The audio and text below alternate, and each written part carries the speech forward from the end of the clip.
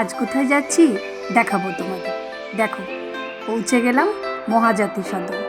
দীর্ঘ লাইন দিয়ে আমরা ভেতরে প্রবেশ করলাম। এই যে ছোট ছোট মেয়েরা দাঁড়িয়ে আছে শাড়ি পরে আমাদের অভ্যর্থনা করার জন্য। হ্যাঁ, স্কুলের সেদিন বার্ষিক অনুষ্ঠান ছিল, তাই আমরা পৌঁছে গেছি মহাজ্যোতি সদন। খুব সুন্দর করে মহাজ্যোতি সদনটা সাজানো হয়েছিল। সত্যি এর থেকে ভালো দিন কি আর হতে পারে বলো?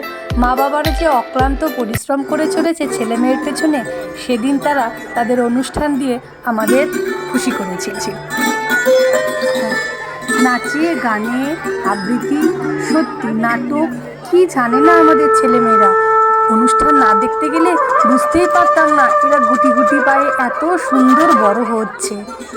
এই যে দেখতে পাচ্ছ দাঁড়িয়ে আছে কালচারাল মিনিস্টার হলি চাইল্ড একাদশ শ্রেণীর প্রাপ্তি। সত্যি এই জন্য আমিও ভীষণ গর্বিত।